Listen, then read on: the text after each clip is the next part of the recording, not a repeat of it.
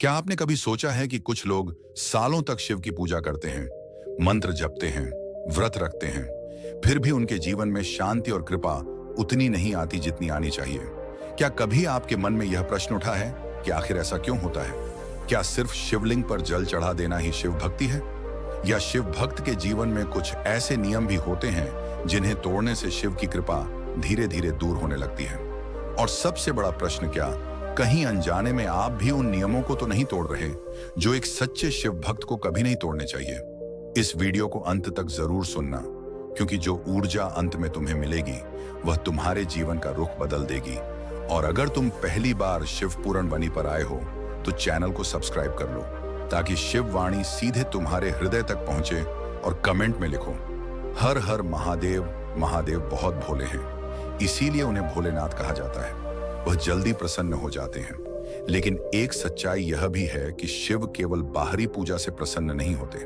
शिव उस भक्त से प्रसन्न होते हैं जिसका जीवन भी उतना ही पवित्र और सच्चा हो जितनी उसकी पूजा। शास्त्रों में कहा गया है कि शिव की भक्ति केवल मंदिर तक सीमित नहीं होती। शिव भक्ति का अर्थ है अपने विचारों को पवित्र करना, अपने व्यवहार को सुधारना और अपने जीवन को सत्य और करुणा के मार्ग पर चलाना।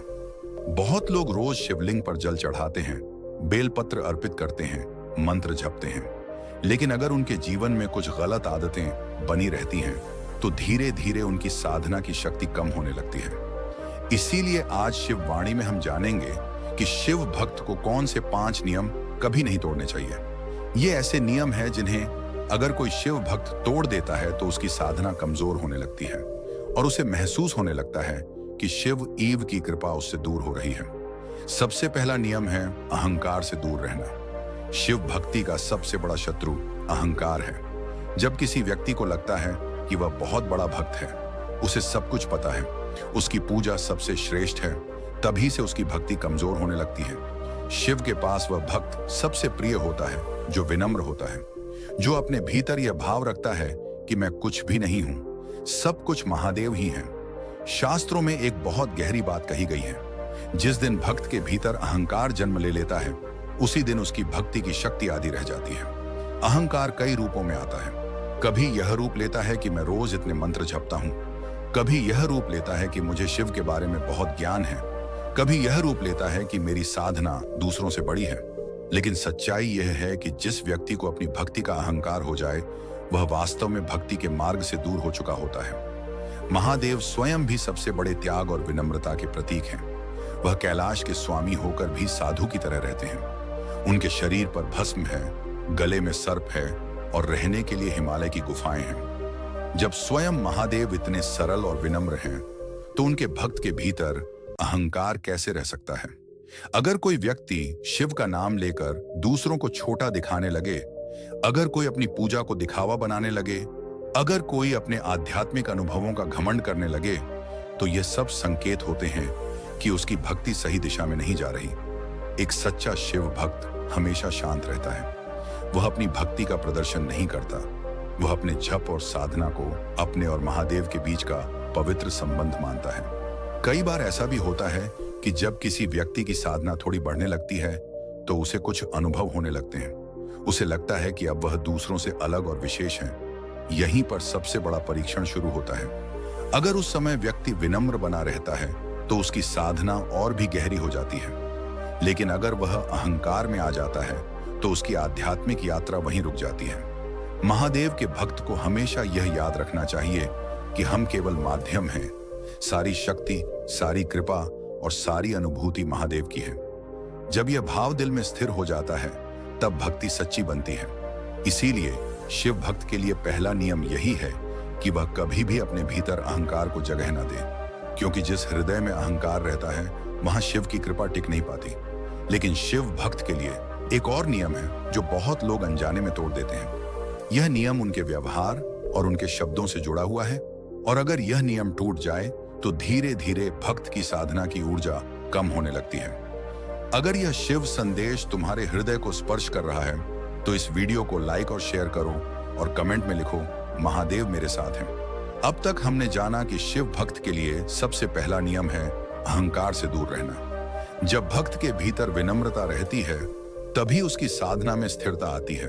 लेकिन शिव भक्त के जीवन में एक और ऐसा नियम है जिसे बहुत लोग अनजाने में तोड़ देते हैं, और जब यह नियम टूटता है तो धीरे धीरे शिव भक्ति की ऊर्जा कम होने लगती है। यह दूसरा नियम है, अपने वचन और अपनी वाणी को पवित्र रखना।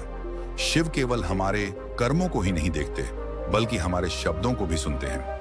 जो शब्द हमारे मुंह से निकलते हैं वही हमारे भीतर की ऊर्जा को प्रकट करते हैं। बहुत लोग मंदिर में जाकर शिवलिंग के सामने बहुत भक्ति भाव से खड़े होते हैं, मंत्र जपते हैं, हाथ जोड़ते हैं, लेकिन जैसे ही वे मंदिर से बाहर आते हैं उनकी वाणी बदल जाती है।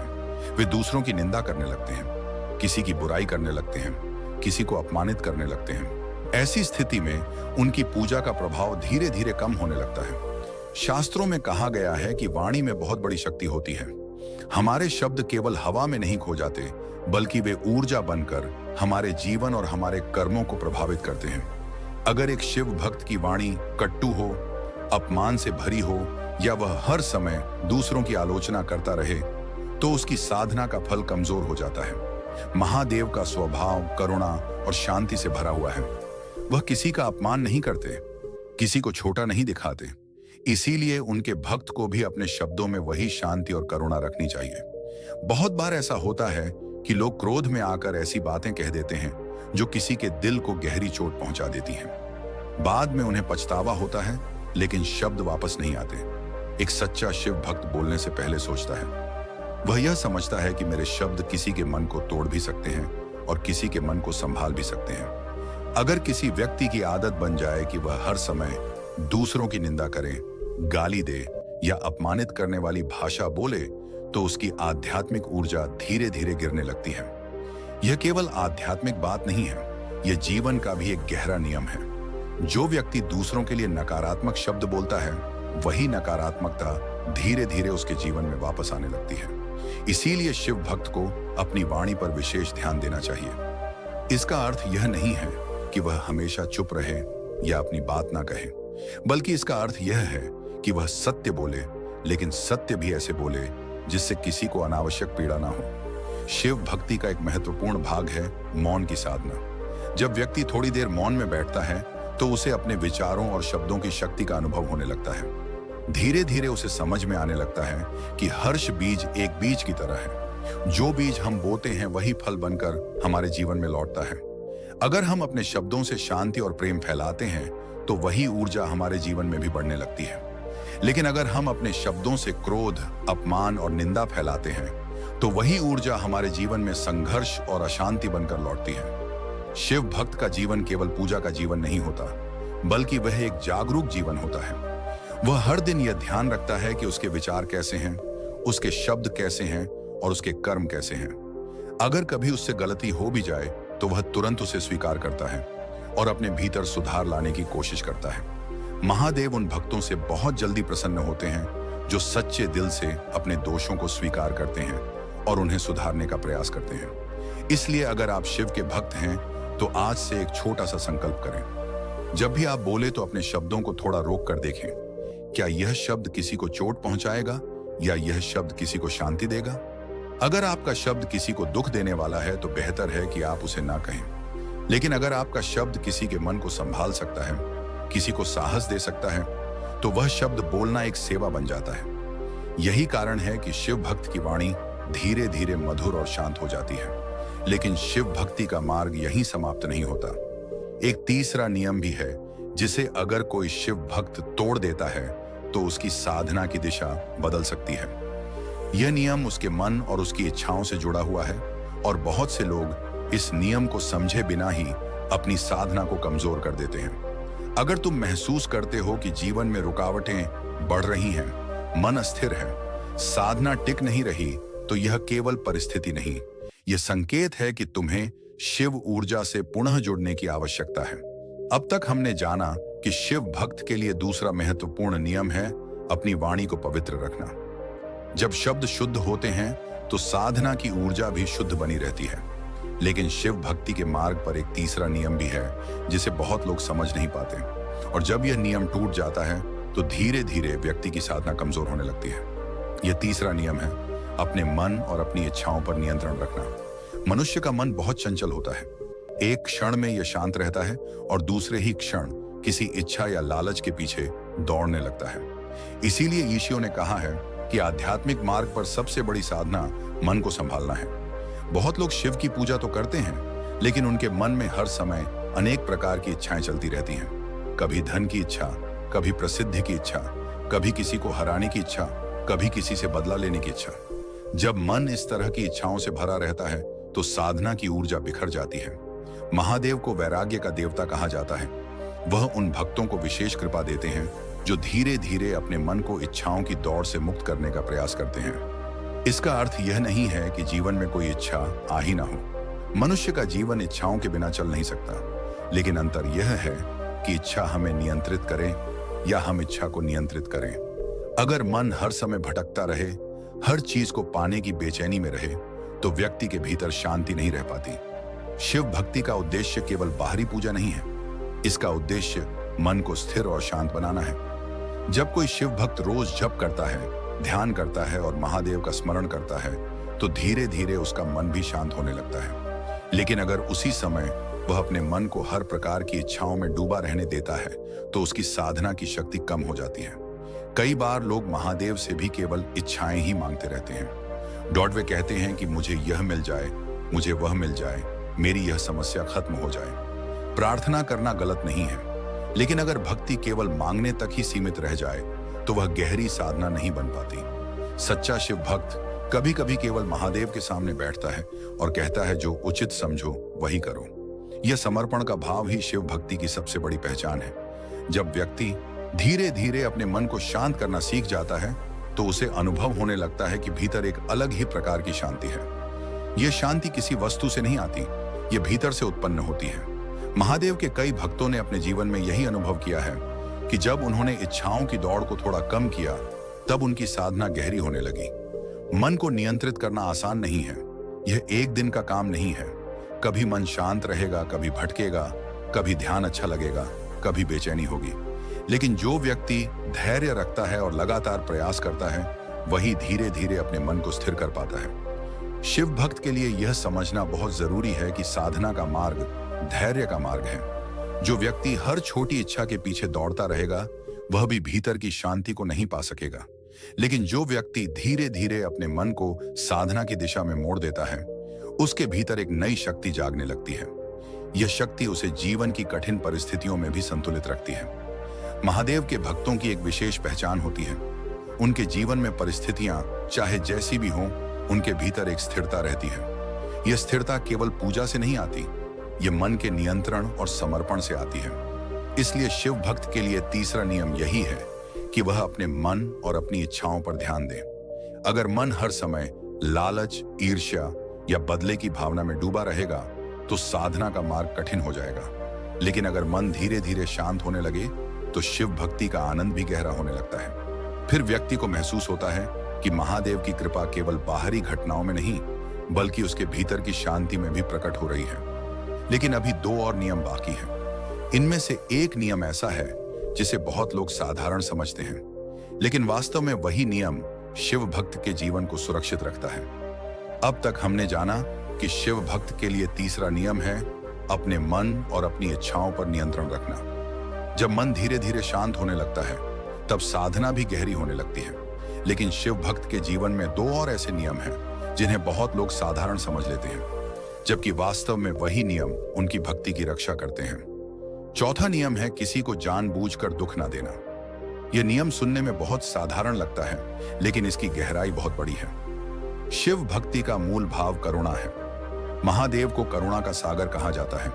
वह उन लोगों पर भी कृपा कर देते हैं जो उनसे दूर रहे हों, अगर उनके भीतर सच्चा पश्चाताप और परिवर्तन का भाव आ जाए। इसीलिए शिव भक्त के जीवन में करुणा का होना बहुत जरूरी है। कई बार लोग पूजा पाठ तो करते हैं, लेकिन अपने व्यवहार में कठोर हो जाते हैं। वे दूसरों की भावनाओं की परवाह नहीं करते, किसी को अपमानित कर देते हैं, किसी का मजाक उड़ा देते हैं या किसी की कमजोरी को लेकर उसे चोट पहुंचा देते हैं। ऐसा व्यवहार धीरे धीरे साधना की ऊर्जा को कम कर देता है। शिव भक्त को यह समझना चाहिए कि हर जीव में वही चेतना है जो हमारे भीतर है। जब हम किसी को दुख देते हैं, तो वह केवल एक व्यक्ति को दुख देना नहीं होता, वह उस चेतना को चोट पहुंचाना होता है जो हर प्राणी में मौजूद है। शास्त्रों में कहा गया है कि जो व्यक्ति दूसरों के लिए पीड़ा का कारण बनता है, उसकी साधना की गति धीमी हो जाती है। इसका अर्थ यह नहीं है कि जीवन में कभी किसी से कठोर बात ना कही जाए। कभी कभी सत्य बोलना जरूरी होता है, लेकिन अंतर यह है कि वह सत्य किसी को सुधारने के लिए कहा जा रहा है या किसी को नीचा दिखाने के लिए। अगर किसी के शब्दों में करुणा हो तो वही कठोर सत्य भी स्वीकार हो जाता है, लेकिन अगर शब्दों में अहंकार और अपमान हो तो वह सत्य भी पीड़ा बन जाता है। महादेव के भक्तों के बारे में एक बात अक्सर कही जाती है कि उनके पास बैठकर मन शांत हो जाता है। उनकी उपस्थिति में एक अलग प्रकार की सहजता महसूस होती है। यह इसलिए होता है क्योंकि उनके भीतर करुणा और संतुलन की ऊर्जा होती है। अगर कोई व्यक्ति शिव का नाम जपता है लेकिन उसके व्यवहार से लोग डरते हैं या आहत होते हैं, तो उसे अपने भीतर झांकने की जरूरत है। भक्ति का असली प्रमाण हमारे व्यवहार में दिखाई देता है। जब किसी के भीतर शिव भक्ति गहरी होने लगती है तो वह दूसरों के दर्द को भी महसूस करने लगता है। वह समझने लगता है कि हर व्यक्ति अपने जीवन में किसी न किसी संघर्ष से गुजर रहा है। इस समझ के साथ उसके भीतर स्वाभाविक रूप से दया और सहानुभूति आने लगती है। अब हम पांचवा और अंतिम नियम समझते हैं। पांचवा नियम है अपनी भक्ति को केवल दिखावा ना बनाना। आज के समय में बहुत बार भक्ति भी प्रदर्शन का माध्यम बन जाती है। लोग ये दिखाना चाहते हैं कि वे कितनी पूजा करते हैं, कितने व्रत रखते हैं या कितनी बड़ी साधना कर रहे हैं, लेकिन सच्ची भक्ति कभी शोर नहीं करती। वह शांत होती है, गहरी होती है और भीतर ही भीतर व्यक्ति को बदलती रहती है। जब भक्ति प्रदर्शन बन जाती है तो उसका केंद्र महादेव नहीं रहते, बल्कि लोगों की प्रशंसा बन जाती है। ऐसी स्थिति में साधना धीरे धीरे अपनी शक्ति खोने लगती है। महादेव को बाहरी दिखावा पसंद नहीं है। उन्हें उस भक्त का प्रेम प्रिय है जो सच्चे मन से उनका स्मरण करता है, चाहे वह कहीं भी हो। कई महान संतों ने साधारण जीवन जीते हुए ही महादेव की कृपा प्राप्त की। उन्होंने कभी अपनी साधना का प्रचार नहीं किया, लेकिन उनके भीतर की शांति और प्रकाश अपने आप लोगों तक पहुंचता रहा। एक सच्चा शिव भक्त अपने जप और ध्यान को अपने और महादेव के बीच का पवित्र संबंध मानता है। वह यह नहीं सोचता कि लोग उसके बारे में क्या कहेंगे या उसकी भक्ति को कौन देख रहा है। उसके लिए सबसे महत्वपूर्ण यह होता है कि उसका हृदय महादेव के प्रति सच्चा बना रहे।